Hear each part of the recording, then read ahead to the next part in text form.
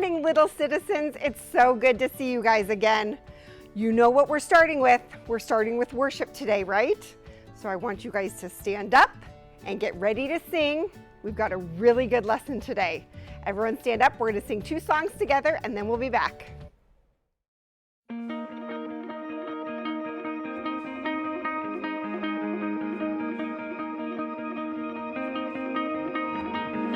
I've heard 1,000 stories of what they think you like, but I've heard the tender whisper of love in the dead of night, and you tell me that you're pleased and that I'm never alone.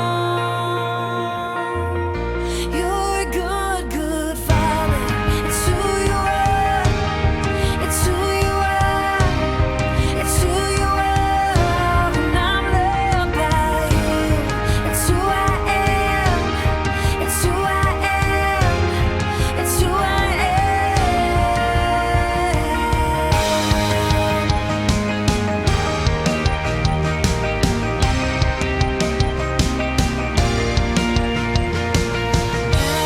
I've seen many searching for answers far and wide, but I know we're all searching for answers only you can provide, 'cause you know just what we need before we say a word. You're a good, good Father. It's who you are. It's who you are. It's who you are. And I'm loved by you. It's who I am. It's who I am. It's who I am. You're a good, good Father. And I'm loved by you. You are perfect in all of your ways. You are perfect in all of your ways. You are perfect in all of your ways to us. You're a good, good Father. It's who you are. It's who you are. It's who you are. And I'm loved by you. It's who I am. It's who I am. It's who I am. You're a good, good Father. It's who you are. It's who you are. It's who you are. And I'm loved by you. It's who I am. It's who I am. It's who I am. You are perfect in all of your ways. You are perfect in all of your ways. You are perfect in all of your ways to us. You're a good, good Father. It's who you are. It's who you are. It's who you are.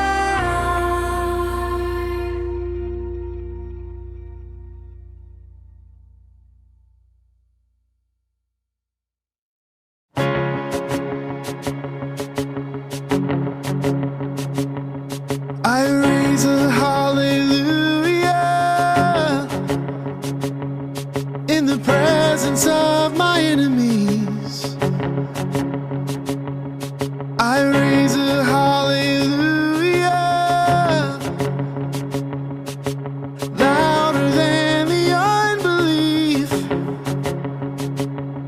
I raise a hallelujah. My weapon is a melody. I raise a hallelujah. Heaven comes to fight for me. I'm gonna sing in the middle of the storm. Louder and louder, you're gonna hear my praises roar up from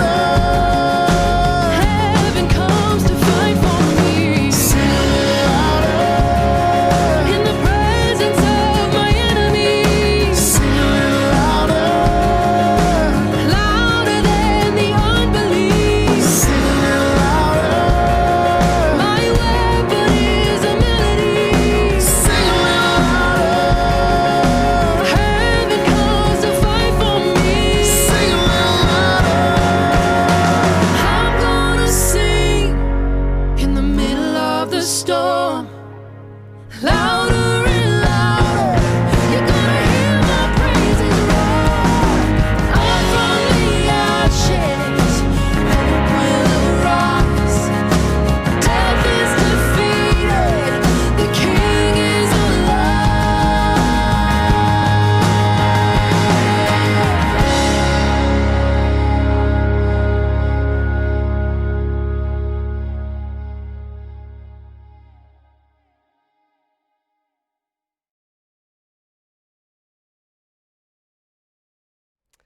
So good, right, boys and girls? Thank you for worshiping with me.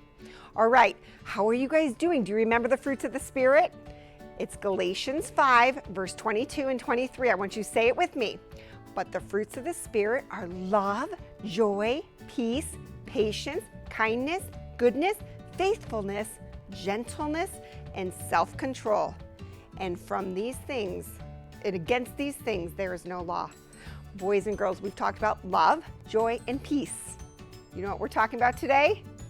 Patience. So good, right? You know when your tummy's really hungry and you're like, Mom, Dad, Grandma, when are you gonna make me dinner? Can you make it right now? Can you do this right now? Can you come here right now? Yeah, that's not practicing patience, is it? We are gonna talk about patience and what that means. And we are gonna talk about it through the story of Job. Now, I want you to know a little bit about Job. He was extremely wealthy. He had like all the camels and all the sheep.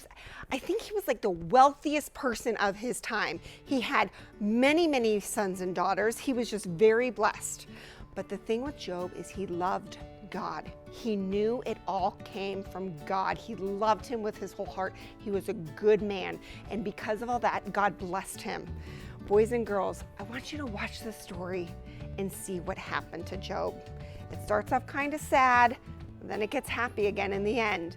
But I want you to watch Job's reaction. What did he do when all these bad things were happening to him? And then we're gonna come back and we're gonna tie it all together. So watch this video with me and then we'll talk about it. Old Testament heroes. Job, God gives and takes away. Today's verse is Job 121b. The Lord gave, and the Lord has taken away. Blessed be the name of the Lord. Job is a righteous man. He does what's right, and God has blessed him. He has 10 kids, 7,000 sheep, 3,000 camels, 500 pair of oxen, donkeys, servants, you name it, he's got it. He loves God and follows God's rules. Then suddenly we find ourselves at a meeting called by God. In heaven? It doesn't say, maybe. But guess who shows up at the meeting? Abraham Lincoln? Nope, Satan. And God says, look at Job. He respects me and does what's right. And Satan says, he only respects you because you've blessed him. Take away his stuff and he'll curse you to your face. Scene change, back to Job. A bunch of bandits come and take all the oxen and donkeys. Then fire comes from the sky and burns up all the sheep. Then more bandits come and take the camels. Then a windstorm knocks down the house where his kids were, and they all die. Oh no, what did he do? Well, he was really sad. He ripped his robes and sat down in the dirt. But then he said, the Lord gave me all that stuff, and he can take it away. Blessed is the name of the Lord. That's quite an impressive response. Yes, it is. Job was going to respect God no matter what. Scene change, another meeting in heaven, or wherever. Satan says, okay, but he's still healthy. Take away his good health and then he'll curse you to your face. So back to Job, who suddenly finds himself covered with sores from head to foot. They really hurt, and Job is miserable. Job's wife comes by, takes one look at him, and says, you should just curse God and die. That's not a very nice thing to say to your husband. Curse God and die? No, it wasn't. It looks like the accuser is right, that we only respect God when he gives us what we want. But Job says his wife is speaking foolishly, and he won't curse God. Then 3 friends show up who've heard about Job's terrible state. They sit quietly with him for 7 days. Then they start talking. Obviously, these terrible things have happened to you because you've done something terrible. Tell us what you've done. But Job says, I've been good. I've been following God. And the friends get a little cranky and say, bad things are punishment. If you want your stuff back, you need to stop being bad. And Job gets a little cranky and says, I told you I've been good. I don't know why God let these bad things happen to me. And Job's friends get even more cranky and say, not only have you done terrible things, but you are proud and won't admit it. You deserve all these terrible things. And Job gets mad and says, you are terrible friends saying I've done terrible things. God, why don't you defend me? It's not fair. And as they're arguing, a whirlwind shows up. What's a whirlwind? It's like a small tornado. Oh, interesting. And a voice comes out of the whirlwind, and the voice belongs to... Abraham Lincoln, What's the thing with Abraham Lincoln today? best president we ever had. Sorry for the interruption. The voice belongs to God. Does he explain why everything bad happened? About the meetings in heaven? Or wherever? No, he doesn't. He says, who's asking questions about whether I'm doing the right thing or not? Like I have no wisdom? Like I don't know about justice? I created the world. I control the seas. I rule over all of creation with wisdom that you cannot always understand. Do you know everything that's going on right now to say that I'm being unfair? Oh, what did Job do? He put his hand over his mouth. He knew he had spoken of things he did not understand. He realized that God was just and wise and could be trusted, even when bad things happened. Then God turned to the so-called friends and told them they were wrong. Terrible things happening to Job did not mean Job had done terrible things. There's more going on than we can see. And God restored Job's health and gave him more kids and more camels, sheep, oxen, and donkeys than he'd ever had before. And Job kept on trusting God and being faithful to Him, even when life was hard to understand.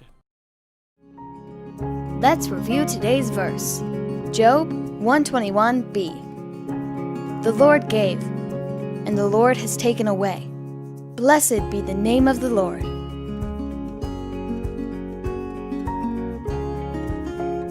Let's talk. What did we learn? Job kept trusting God, even when he didn't understand what God was doing. Parents, share a story about when you had to trust God.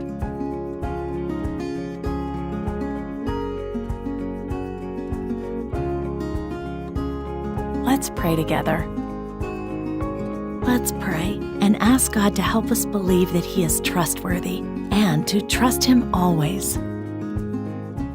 Okay, so what'd you think? Right? He's like the richest guy. He loves God, and God has just blessed him and blessed him and blessed him. And then there was a meeting, right? And Satan said, well, the only reason he loves you is because of all these things he has. So one by one, they started to get taken away, right? Well, the only reason he loves you is because he's still happy and he's still feeling good. And then he starts to get sick. And then people started to come to him. And through it all, he kept saying, I love God. I trust God. I haven't done anything wrong. God gives and God takes away. Boys and girls, listen. That was patience. He patiently waited on God. He trusted God. He knew that all these things that he had been blessed with were from God, and God can take them away as he chooses. And he continued to love God. And because of his patience and because of his love and because of his righteousness and how much God loved him, God blessed him even more in the end. Boys and girls, when we have patience, we also will get blessing. And it's not going to be you're going to get a bunch of camels and goats and all these things like Job got, but it might just be a different sort of blessing for you. It's learning to be patient is a very good thing. It'll bless your house because it won't be as crazy as if you're getting mad because you're not getting what you want right away. It will bless your friends as you patiently share with them and let them play and listen to their stories. So when we are patient, we will get blessings, and we will show Jesus in us, which is our number one job, is to be a Christian and have this light shine from us. And so when we're patient, that's just one of the fruits of the Spirit. Just like we love people, just like we have joy in even the mundane things in life, just like we have peace even through the most difficult circumstances, we can also have patience. Patience when we need something, patience when we're waiting for something. Just patience will take you a long way. So I want you to think this week, what are some ways you can be more patient? If your mom can't come and help you with something right away, could you be more patient with her? Or if maybe your friend isn't getting back to you and you asked her a question to see if she could come over or something like that, could we be a little more patient and give everybody a little bit more grace and a little bit more time? Boys and girls, we're gonna sing our song again. So good, and it's gonna help you memorize the fruits of the Spirit. So I want you to stand up and sing this song with us. And then we have a really cute craft today. It's gonna be made out of a paper plate again, and you're gonna be making a clock, and then you're gonna list on the back. I want you to really think about what are some ways that you can be more patient? What are some things that you can do? And you're gonna list those on the back of your clock. All right, boys and girls, I want you to remember Job this week as you practice your patience. I love you all. We'll see you next week.